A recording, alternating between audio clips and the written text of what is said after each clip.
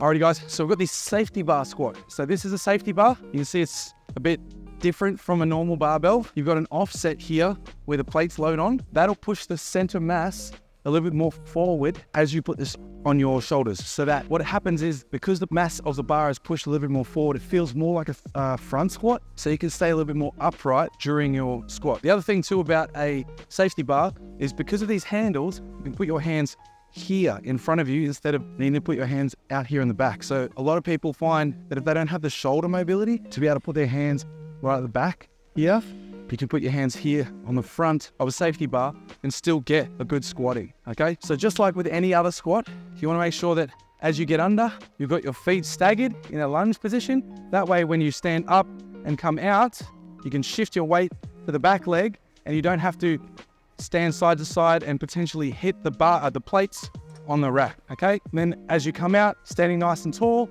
hands on the handles in front of you, keeping straight up and down, bracing that core, and then sinking ass to grass, all right? With a safety bar, you can go right down ass to grass, and then come back up, okay?